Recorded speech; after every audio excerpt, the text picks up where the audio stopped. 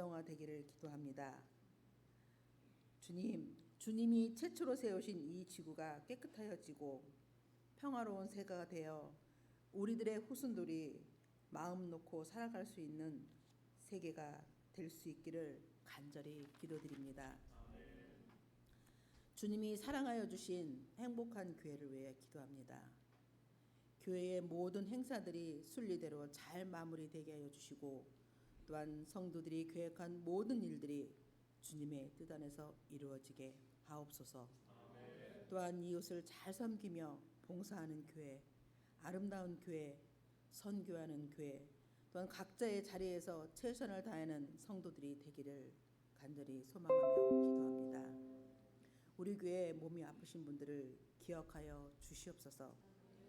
그분들의 마음을 위로하여 주시고 치유의 강선이 비추어 주어 건강할 수 있게 하여 주시고 또한 감당할 수 있는 마음을 허락하여 주시옵소서. 이 시간 말씀을 전하시는 목사님을 위해 기도합니다. 성령님이 임재하여 주셔서 능력의 말씀이 되어 죽어있는 성도들의 심령을 깨어날 수 있는 말씀이 되게 하여 주시옵고 목사님의 가정과 자녀들을 지켜주시오며 계획하신 모든 일들이 성령 안에서 또한 주님의 은혜 안에서 이루어지게 하옵소서. 또한 찬양으로 하나님께 영광 돌리는 찬양단을 기억하시고 한 사람 한 사람 모두가 은혜의 찬양이 되게 하옵소서. 또한 예배에 참석하신 모든 성도들이 형식적인 예배가 아닌 신령과 진정으로 드리는 예배가 되게 하옵소서.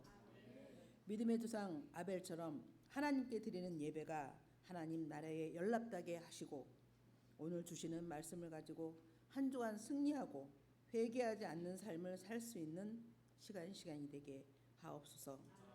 작은 씨앗 같은 믿음이라도 저희를 사랑하시는 주님의 사랑에 감사하며 살아계시고 지금도 역사하시는 우리의 생명 되시는 예수님의 이름으로 기도드립니다. 아멘.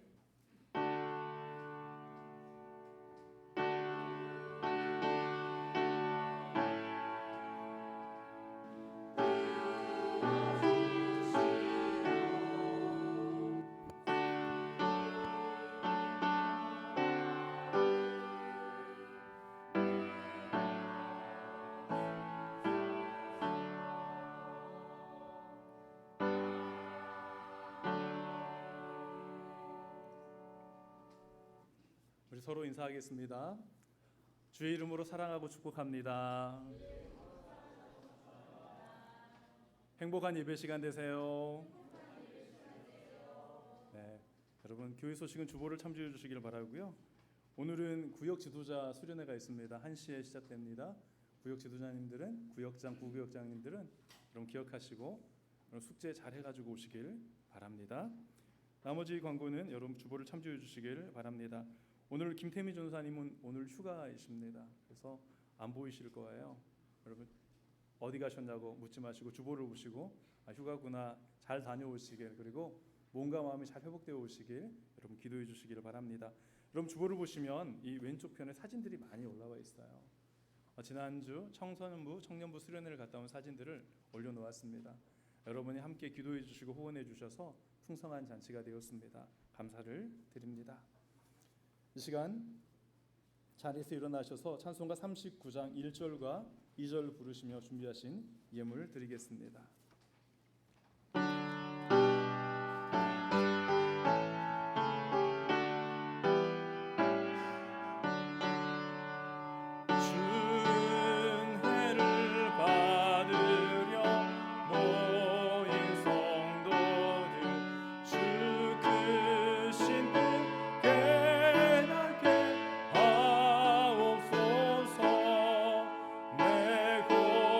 고통의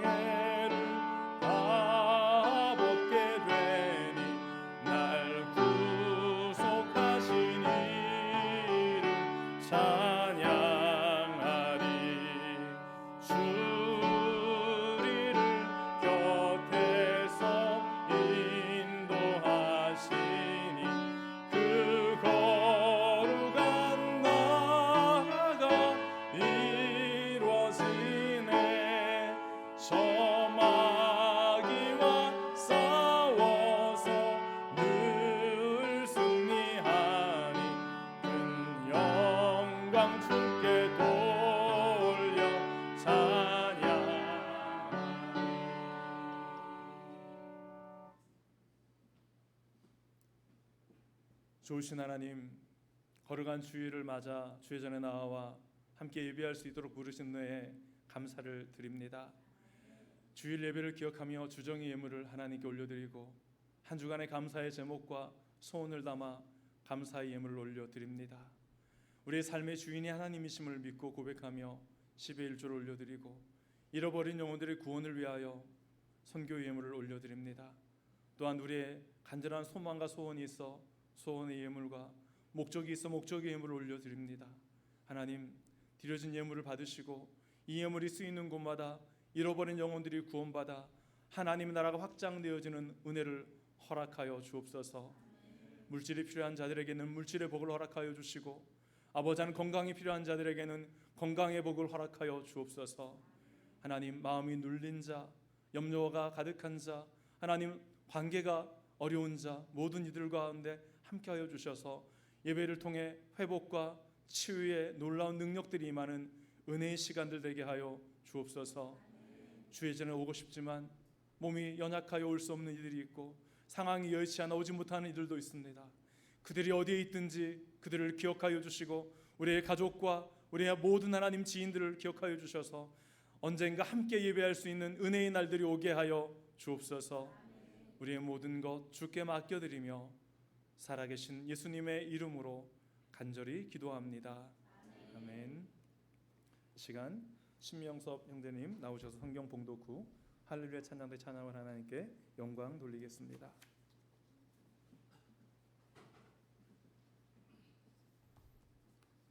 오늘 하나님이 우리에게 주신 말씀은 누가복음 13장 10절에서 17절 말씀입니다. 누가복음 13장 10절에서 17절 말씀입니다. 한 절씩 번갈아가면서 읽은 후 마지막 절은 함께 읽겠습니다. 10절의 말씀입니다. 예수께서 안식일에 한 회당에서 가르치실 때에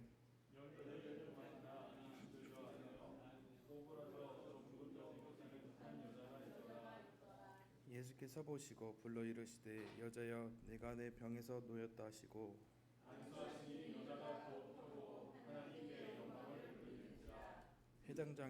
회당장이 예수께서 안식일에 병 고치시는 것을 본내어 우리에게 이르되 일한 날이 엿새 있으니 그동안에 와서 고침을 받을 것이요 안식일에는 하지 말 것이라거늘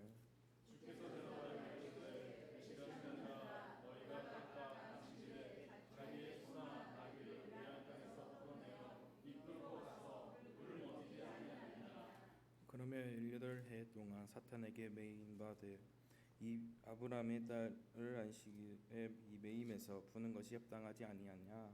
예수께서 이 말씀을 하심에 모든 관원은 그를 부끄러워하시고 온 무리는 그가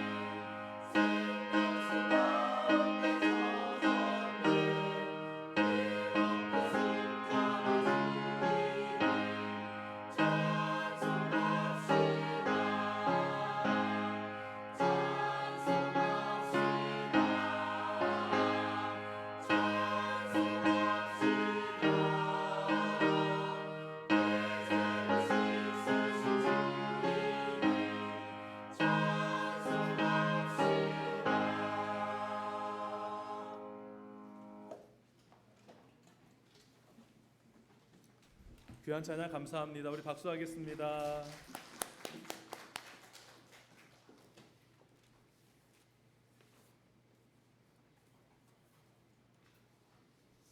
(1885년에) 언더우드와 아펜젤러가 복음을 가지고 한국 땅에 들어왔습니다. 당시는 조선이라고 했죠. 복음을 가지고 들어왔을 때 우리나라는 다 음력으로 모든 것들을 다 세고 있었죠. 모든 절기에 따라서, 음력의 절기에 따라서 농경 사회이기 때문에 다 음력이 주를 이루었습니다. 그런데 복음을 가지고 들어와서 주일을 지내야 되는데 주일이라는 개념이 없어요. 그래서 초기의 크리스찬들은, 선교사님들은 주일에 대한 개념을 자꾸 주입시키기 위해서 일주일이 있다. 월요일부터 주일이 있고 주일은 부활의 날이다. 하나님의 날이다. 쉬어야 된다. 이러한 것들을 자꾸 이야기를 했어요. 그러다가 15년 정도 뒤에 고종 황제 33년에 이제 청과 같이 교류를 하다가 신문물을 받아들이기 위해서 태양력을 받아들입니다. 그래서 1896년 1월 1일을 새해라 이렇게 정하죠. 번양역이라고 이야기를 하죠. 그래서 그때부터 주일에 대한 개념이 생겨나기 시작하고 일주일의 단위가 생겨지기 시작합니다. 그런 과정 중에도 여전히 주일에 대한 개념은 그냥 외교상, 그리고 나라와 나라의 어떤 거래해야 할 때는 그 태양력을 따라서 거래를 하지만 나라의 모든 제의나 절기들은 다 음력을 따라서 이렇게 지켜지고 있었어요. 그래서 양력과 음력이 공존하던 시대에 있었습니다. 그러다가 주일에 대한 개념이 이제 운동으로 확산된 것은 1907년 평양 대부흥운동 때 3대 신앙 운동을 했는데요. 하나는 주일 성수, 그리고 11조, 성경 읽기가 이렇게 온 그리스도인들에게 전국적으로 퍼져나가면서 주일은 거룩한 날이다. 예배드리는 날이다. 그리스도인이라면 주일을 거룩하게 지켜야 된다라는 것들이 계속적으로 운동을 통해서 확산되어지기 시작했어요. 그래서 어느 순간부터인가 주일은 무슨 날이에요? 모든 믿는 자들은 예배를 드리는 날이 되었던 것이죠. 그런데 여러분, 이러한 날들이 그냥 되어진 게 아니었어요. 많은 사람들이 경제적인 손해를 감수해야 했어요. 주일, 혹시 주 5일 근무가 언제 시작됐죠? 주 5일 전에는 며칠 근무였어요? 주 6일 전에는 며칠 근무였어요? 그렇죠. 뭐 특별하게 쉬는 날이 없었어요. 오라면 그냥 가는 거, 일이 있으면 가는 거예요. 그리스도인들에게 있어서 가장 큰 애로사항들은 주일에 교회를 가야 되는데 자꾸 회사에서 부르는 거예요. 여러 가지 핑계로 한 번 빠지고 두 번 빠지지만 계속 주일과 겹쳐서 불편해져요. 그래서 사실대로 말하죠. 저 교회 가야 됩니다. 그러면 이제 인격이 좋으신 분들은 그래 잘 갔다 와 그러는데 대부분의 상사들은 미친놈이라고 바로 그렇게 이야기를 하죠. 그게 뭐가 중요하냐고, 먹고 사는 게 중요하지. 우리의 믿음의 선조들, 우리 신앙의 선배들은 다 그렇게 주일을 이렇게 감내하며 살았어요. 주일날 가게 문 닫아야 될까 안 닫아야 될까요? 뭐 그건 마음이죠. 주일 마음인데 예전에는 주일날 문을 열면 안 됐어요. 주일을 성수해야지. 경제적인 손해를 보더라도 주님의 날은 주님께 드려야 된다라는 인식을 심어주기 위해서 그런 주일 운동들이 엄청나게 펼쳐나갔죠. 가족들과 갈등. 이번 주일에 우리 다 주말에 놀러 갈 거야. 나 교회 가야 되는데. 이렇게 되면 어떻게 되죠? 괜히 분위기가 쎄해지고요. 그러다가 이제 심각해지면 절교하기도 해요. 다시는 오지 말라고. 인연 끊자고. 이런 일들이 실제적으로 우리 선조들에게, 믿음의 선배들에게 여러분 안에서도 일어났을지도 몰라요.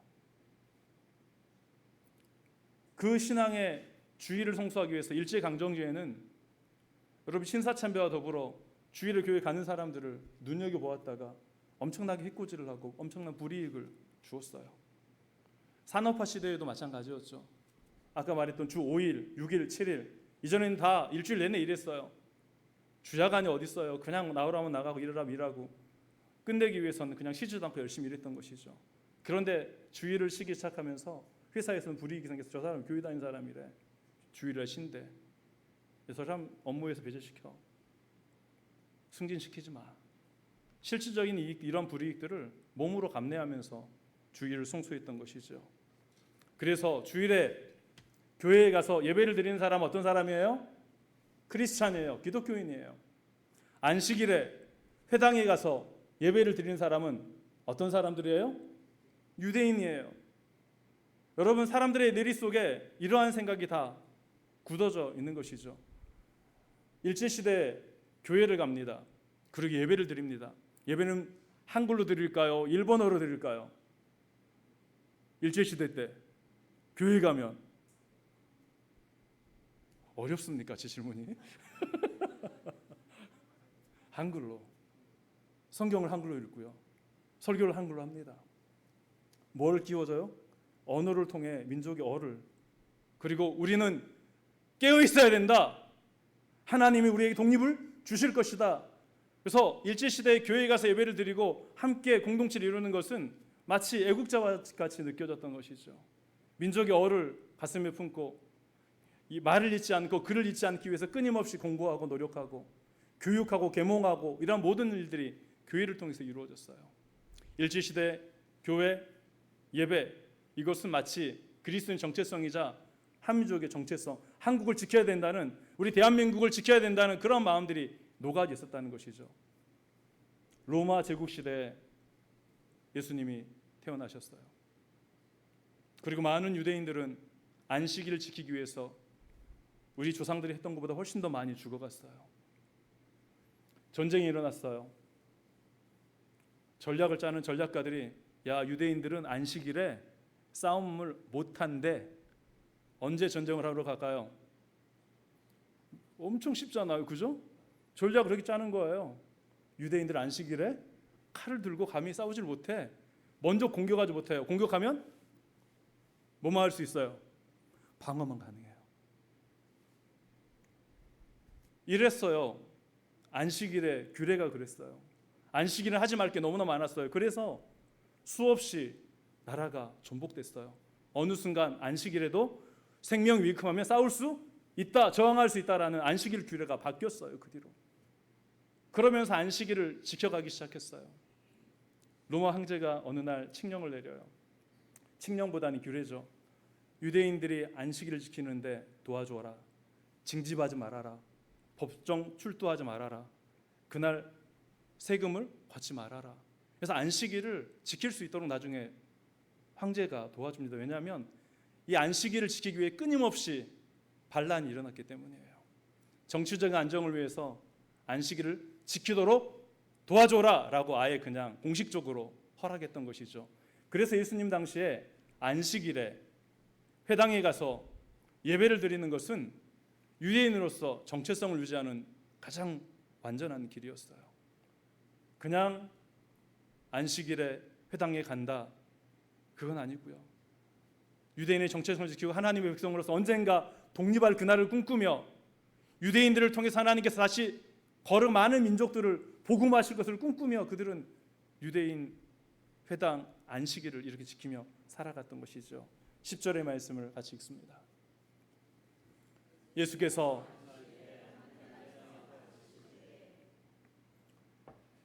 안식일을 회당에 가르쳤다는 사실이 단순한 한 문장이지만 역사적으로, 문화적으로 얼마나 많은 것들이 이 안에 녹아져 있는지를 이제는 우리는 좀 더 가슴으로 알게 되었습니다. 당시 회당은 참 많이 있었어요. 예수님 당시의 회당이 이 시기에서 200개 가까이 있었다고 이야기를 합니다. 보통 유대인들은 성전에서 예배를 드리는데 성전이 파괴됐다가 사라졌다가 다시 지어졌는데 멀리 있어요. 그리고 가는 곳마다 유대인들이 모여야 되는데 모일 수가 없어요. 그래서 유대인들은 가는 곳마다 뭘 지어요? 회당을 짓습니다. 그리스도인들은 가는 곳마다 뭘 지어요? 교회를 지어요. 그렇게 짓는 것이죠. 회당을 지어서 그 안에서 모든 사람들이 모여요. 남, 여, 노, 소, 병든 자, 모든 자들이 다 모여서 함께 예배를 드립니다. 회당의 예배는 다양한 방식으로 드려졌는데요. 특별하게 로마의 압제 시대 때 일상적인 영어는 생활 용어가 아람어로 많이 썼었어요. 이스라엘 백성들은 바벨론 포로 이후에 500년 전에 바벨론 포로가 되었을 때부터 그 당시에 공용어였던 아람어를 사용하기 시작했어요. 오랜 시간 500년 가까이 언어가 생활 용어가 다 아람어로 바벨론을 지나 헬라 시대에도 로마 시대에도 일상의 생활 용어들이 아람어로 시작이 되었기 때문에 히브리어는 점점 사람들에게 잊혀져 갔어요. 어디를 가면 히브리어를 들을 수 있어요?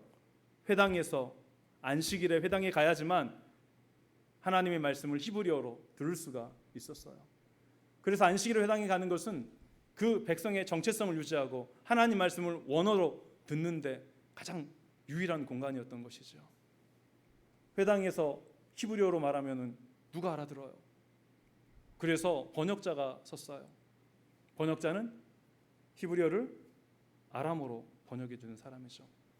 오늘 이 시간에 그래서 회당에서는 존경받는 사람들, 그리고 신앙적으로 히브리어를 읽을 수 있는 토라에 능숙한 사람, 예언서에 능숙한 사람들이 읽을 수 있는 남성 그리고 존경받는 사람이 회당의 사람들의 인증을 받아서 예배를 드리게 됐어요. 회당 예식을 간단하게 시연을 하도록 하겠습니다. 우리는 히브리어로 말하면 한국 사람들이니까 번역을 어떻게 해주면 돼요? 한글로 번역해줘요. 우리 행복한 교회 모든 사람들이 인정할 만한 세 분을 모시도록 하겠습니다. 먼저 여러분 신명기 6장 4절과 5절을 먼저 한번 쭉 찾아보세요. 신명기 6장 4절과 5절, 이걸 쉐마라고 이야기를 합니다.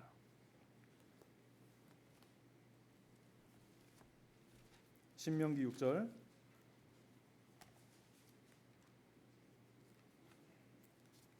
4절과 5절, 신약 272쪽에 있습니다.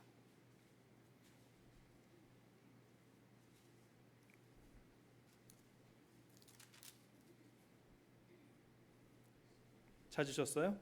이스라엘아 들으라. 이 시간에는 회당 예식을 잠깐 시연을 해보도록 하겠습니다. 그래서 첫 번째는 쉐마 낭독이 있어요. 모든 사람들은 쉐마를 다 암송하고 있었어요. 신명기 6장 4절과 5절을 쉐마라고 합니다. 화면에 한번 띄워주시고요. 제가 쉐마 이스라엘 이렇게 하면 여러분 이렇게 뒤에 것들을 다 읽어주시면 됩니다. 제가 하겠습니다. 먼저 하면 여러분 다 같이 합니다. 쉐마 이스라엘, 여호와는 오직 하나인 여호와이시니. 이렇게 해서 시작이 되고요. 이제 두 번째 공동 기도를 하겠습니다. 회당에서 인정받은 분 한 분이 나오셔서 공동 기도를 하는데요. 이 시간 양진호 안수 집사님 나오셔서 공동 기도해 주시겠습니다. 여러분 기도는 눈을 감고 드리면 됩니다.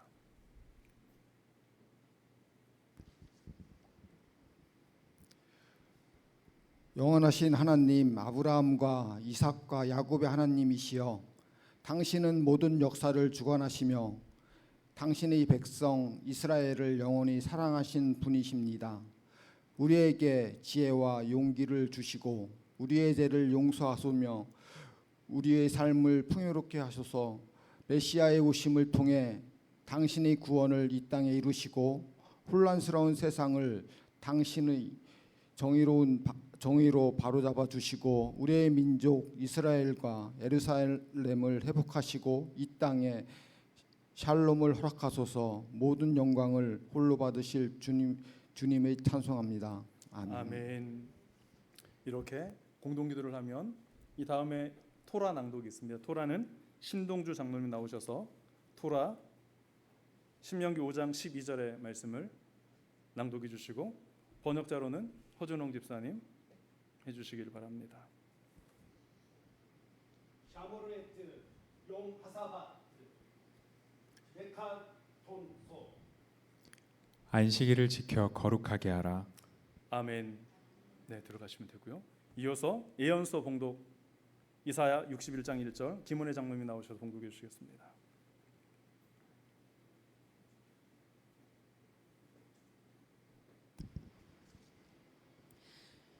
루하우 아도나니 엘로임 알라이 야한 마샤우 아도나이 오티. 주 여호와의 영이 내게 임하셨으니 이는 여호와께서 내게 기름을 부으셨기 때문이라. 아멘. 이제 짧은 설교를 하겠습니다. 진짜 같아서 깜짝 놀랐습니다. 연습 많이 하셨어요. 네. 드라샤라고 하는데요. 오늘 예언서의 말씀, 모세의 말씀을 가지고 간략하게 설교를 합니다. 오늘 봉독된 율법의 말씀은 안식일입니다. 하나님께서 세상을 창조하시고 일곱째 날에 복 주시고 거룩하게 하셨습니다. 그러므로 안식일은 단순히 쉬는 날이 아니라 하나님께서 창조와 구속을 기억하게 하신 날입니다. 안식일은 모든 짐에서 놓이는 날이며 종되었던 자가 자유를 얻는 날입니다. 예언자의 말씀도 뜻을 같이 합니다. 주 여호와의 영이 내게 임하셨으니 이는 여호와께서 내게 기름을 부으셨기 때문이라. 가난한 자에게 아름다운 소식을 전하고 마음이 상한 자를 고치며 포로에 든 자에게 자유를 선포하게 하셨다. 안식일은 곧 자유와 해방의 날이요 창조주를 기억하는 날입니다. 또한 주의 영이 임하는 곳에 마음이 상한 자는 고침을 받고 포로에 든 자는 자유를 얻게 됩니다. 이러한 은혜가 우리 모두 위에 함께 하시길 간절히 소망합니다. 아멘. 이렇게 해서 일반적으로 해당의 예배는 마쳐집니다. 그런데 오늘 본문에 보면 예수님이 예배를 마친 이후에 한 가지 더 일을 행하십니다. 11절의 말씀입니다. 11절의 말씀 18회 동안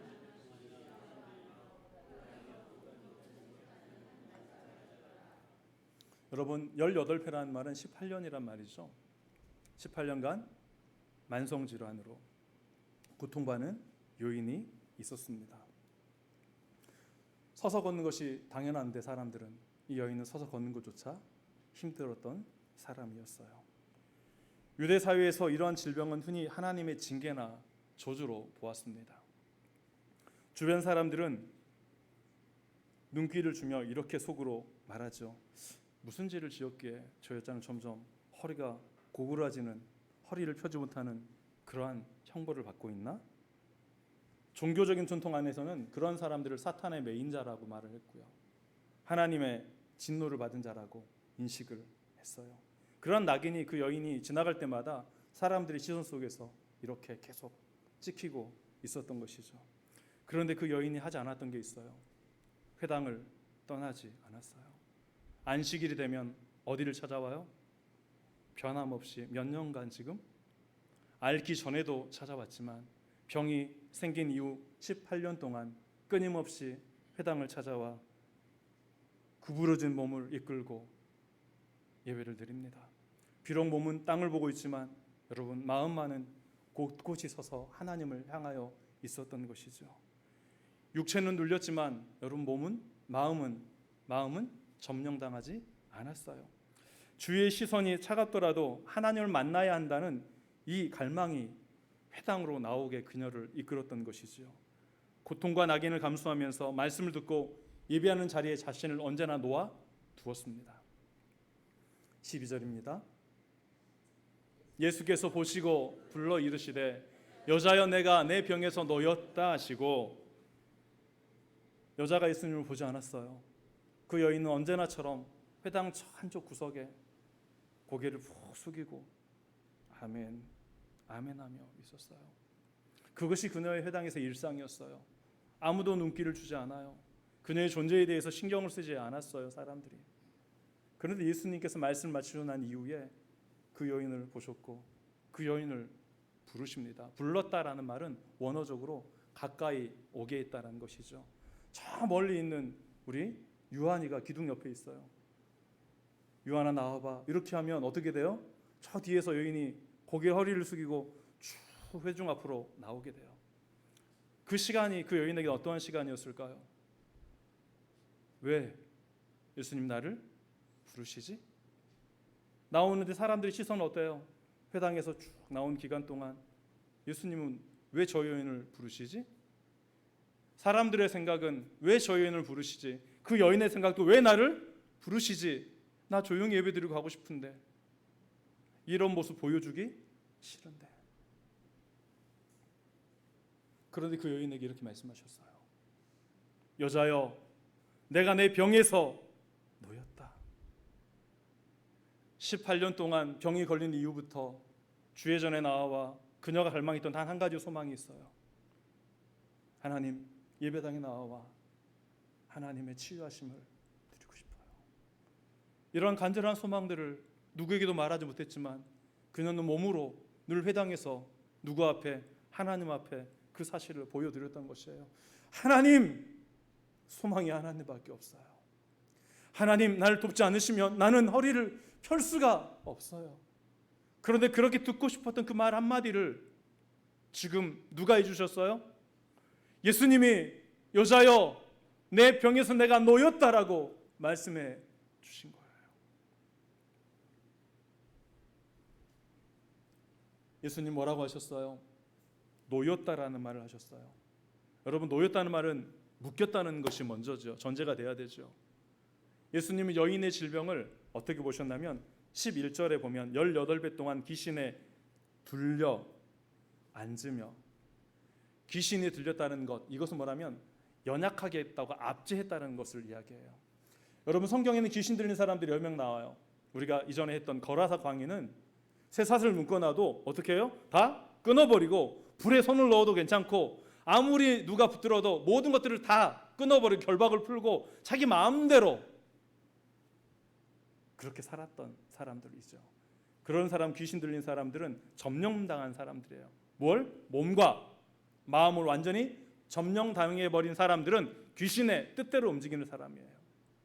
그래서 그들을 향해서 예수님 뭐라고 하시냐면 귀신아 물러가라 이렇게 말씀하시는 것이죠. 그러면 그들이 큰 소리를 지르고 물러갑니다. 그리고 깨어난 이들은 자신이 왜 여기에 있는지, 그동안 무슨 일을 했었는지를 모른 채 다시 믿음을 갖게 되죠. 이 여인이 귀신 들렸어요. 18년 동안. 그런데 어떻게 들려 있어요? 이 몸은 눌려 있는 상태였어요. 압제되어 있는 상태. 다른 말로 하면 몸을 귀신이 꽉 붙들고 계속 누르고 있는 상태로서 시간이 지나면서 이 몸이 어떻게 돼요? 점점 굽어져서 메어버린 상태였어요. 예수님은 명확하게 그 여인의 질병의 원인을 아셨어요. 사탄의 메인 것을 예수님께서는 풀어주셨어요. 질병 중에 귀신이 들린 증상 중에는 이러한 것들도 있다는 것이죠. 그리고 여인에게 해방을 허락해 주셨습니다. 13절의 말씀이에요. 안수하시니 여자가 곧 펴고 하나님께 영광을 돌리니라. 지금까지 여인에게 손을 내밀어 손을 잡아준 사람이 아무도 없었죠.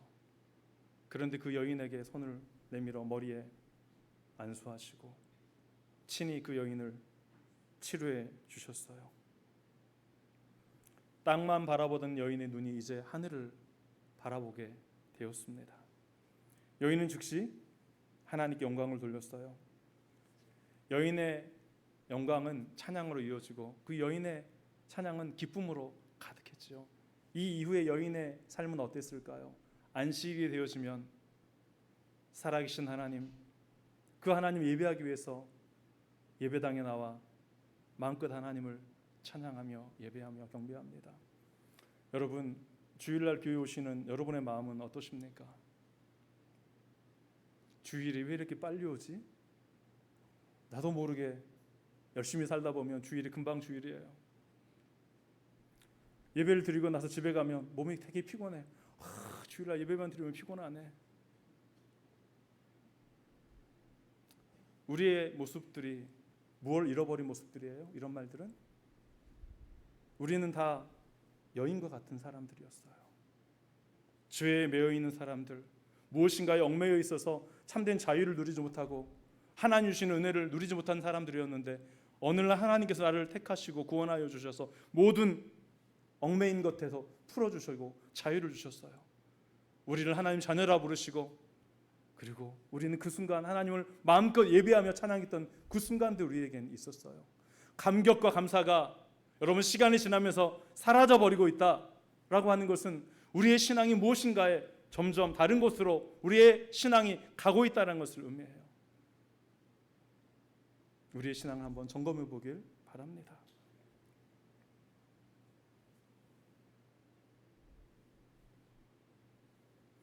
이제 14절의 말씀입니다. 회당장이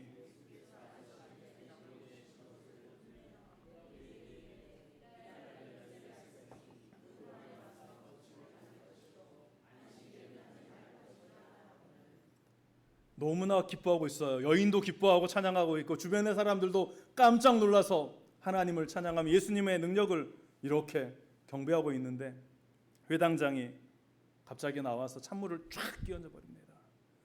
안식일에 무슨 짓이냐 이게. 주중에 6일이 있는데 왜 예배 시간에 이런 걸 하고 있어? 라고 말하는 거예요.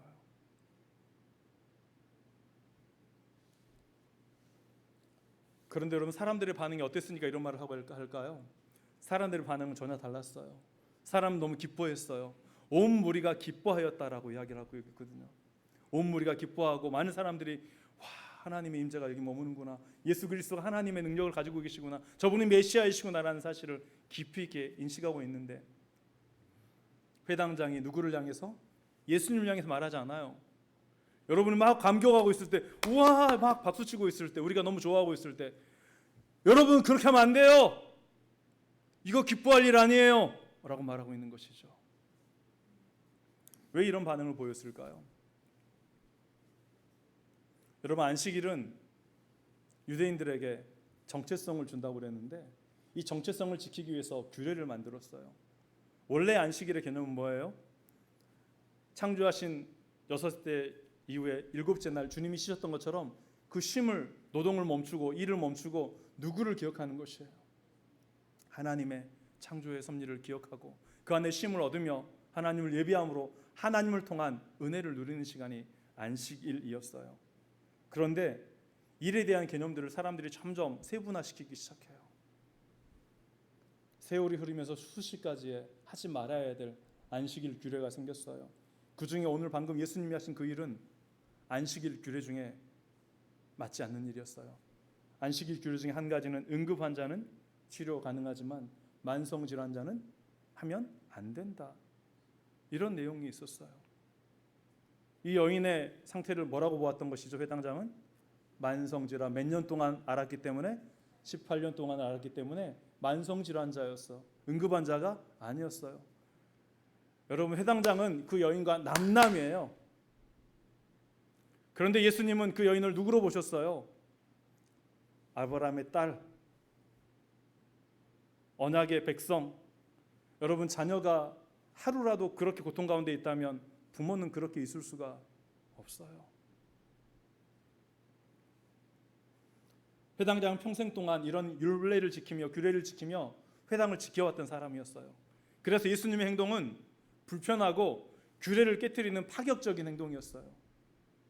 그런데 이 이외에도 회당에서 치유에 일어났던 치유의 기적들이 예수님 말고도 여러 번 역사 속에 일어났었죠. 회당장은 늘 생각하기를 하나님을 경외하는 것은 안식일 사람 고치는 것이 아니라 이런 것이 아니라 철저하게 규례를 지키는 거야. 예배를 경건하게 드리는 거야. 하나님을 말씀대로 그대로 규례대로 하나하나 이렇게 나가는 것이 하나님을 경외하는 방법이야. 이렇게 생각했던 것이죠.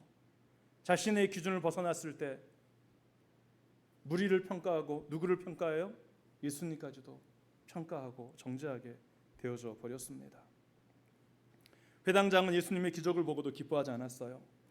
그에게는 18년 동안 고통이 풀려난 그 여인의 회복보다 규칙을 지키는 것이 더 중요했기 때문이죠.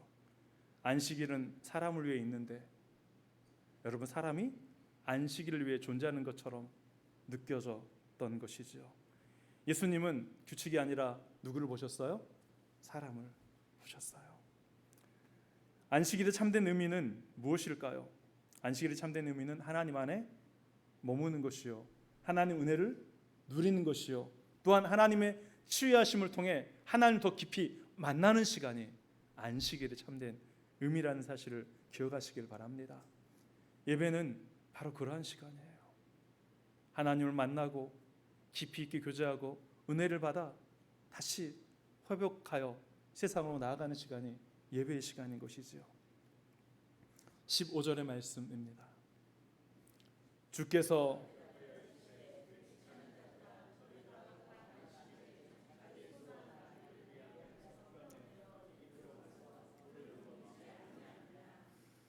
예수님은 회당장과 회당장의 말에 동의하는 사람들을 향해서 이렇게 말씀하셨어요. 외식하는 자들아 당시 안식일 규례 중에 소나 짐승에게 물을 먹이기 위해 매듭을 푸는 것도 일이었어요. 매듭을 풀어서 물을 먹이러 갔어요. 왜냐하면 소와 양이 물을 먹지 않으면 생명이 위험하기 때문이에요.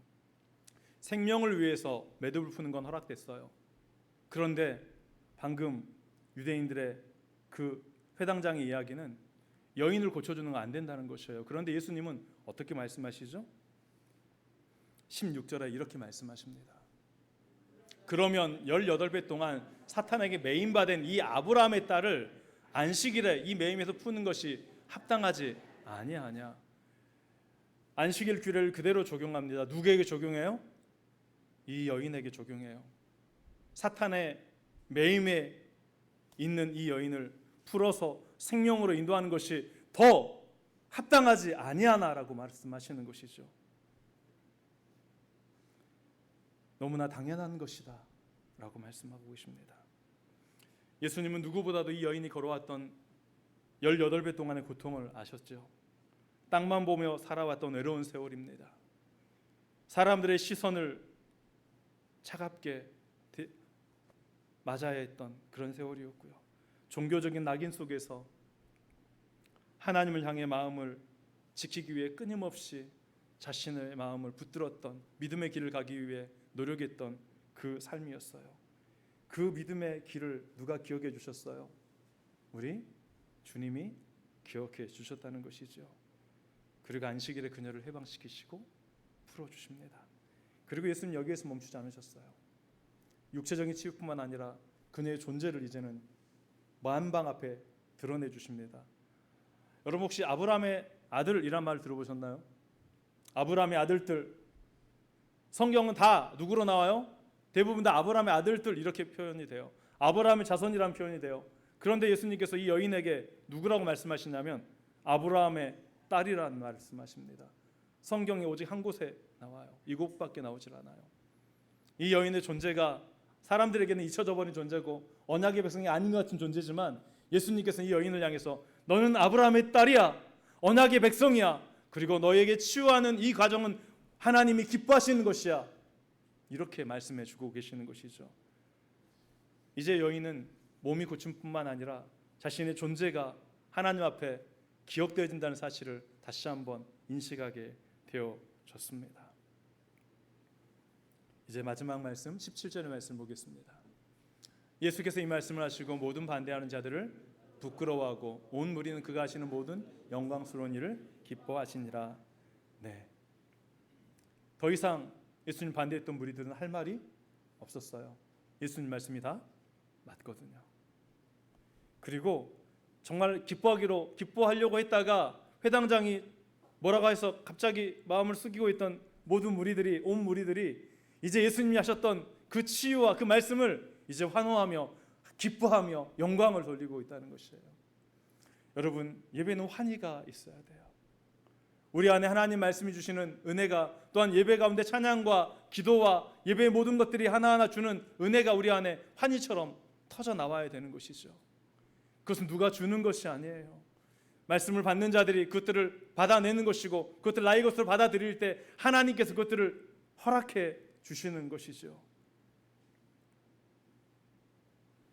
속이 시원했던 것 같아요. 온 무리가 이제는 기뻐하며 웃을 수 있었어요. 율법의 짐에 눌려있던 마음이 풀렸고 안식일의 진정한 정신이 예수님의 손길과 말씀 속에서 다시 살아났던 것이거든요. 오늘 본문에 등장하는 18배 동안 꼬부라진 여인과 회당장의 모습은 여러분 다 우리들 안에 다 들어와 있어요. 우리도 그렇죠. 고통이 있고 슬픈 일이 있고 힘든 일이 있을 때면 언제나 어디를 찾아와요? 그럼 그리스도인들은 언제나 주님 앞에 찾아 나와 예배를 드려요. 새벽에도 나오고 성경 집회도 나오고 모든 주일은 빠지지 않고 어떻게든 예배를 통해서 하나님을 만나야겠다라는 의지를 가지고 나아오는 것이죠. 동시에 그 시간들이 또 지나고 나서 우리가 예배를 잘 드리고 있을 때면 다른 사람들을 평가하기 시작하는 경우가 생겨요. 저렇게 신앙생활하면 안 되는데, 저렇게 하면 안 되는데. 여러분, 다 우리가 이전에 그렇게 했다가 지금 어떻게 됐어요? 지금 좋아진 모습이죠. 회당장의 모습이 우리 안에 있어요. 우리에게 익숙한 규례가 있어요. 예배는 이렇게 드려야 돼. 그런데 예배에서 뭔가 삐끗삐끗하고 예배가 아닌 것처럼 느껴질 때 우리 마음이 불편해요. 저 사람은 좀 안 왔으면 좋겠네. 저 사람한테 가서 이야기 한번 해야지, 끝나고 나서. 여러분, 이러한 모든 것들이 우리가 판단하게 되고 뭔가 내가 만든 기준이 있어요. 여러분, 성경이 기준이 아니라 내가 익숙한 기준들을 누군가가 벗어날 때 나는 그들을 정죄하고 있거든요. 회당장의 모습은 바로 내가 만든 규례 안에, 또 여러분 교회가 만든 규례 안에 여러분 성경의 법칙이 적용되지 않을 때가 있어요. 우리의 기준은 무엇이죠? 오직 하나님의 말씀임을 기억하시길 바랍니다. 한 생명을 살릴 수 있다면 여러분 모든 예배를 다 바꿀 수 있어요. 한 생명이 구원받을 수 있다면 우리는 어떠한 변화도 추구할 수 있다라는 사실을 기억하시길 바랍니다. 예수님의 치유가 저와 여러분에게 다 일어났습니다. 우리의 몸은 다 회복되었고요. 회복되고 있음을 믿으시길 바랍니다. 또한 이 회복은 몸의 치유뿐만 아니라 이제 우리 존재를 분명하게 부각시켜줘요. 너는 아브라함의 아들이다. 언약의 백성이다 라고 말씀하세요. 하나님은 언약의 백성을 기억하시는 분이세요. 누구의 이름을 위해서? 자기의 이름을 위해서 우리를 기억하시는 분이세요. 그래서 결국 하나님이 우리를 통해 하나님의 일을 이루실 것입니다. 그것이 치유라면 치유가 일어나고, 또한 마음의 회복이라면 마음의 회복이 일어나고, 가정의 구원이라면 구원의 역사가 일어날 것이에요. 하나님께서 우리를 통해, 우리 교회를 통해 행하실 놀라운 일들을 기대하며 소망합니다. 하나님 아버지, 감사합니다. 주일 아침 우리를 부르시고 함께 주의 말씀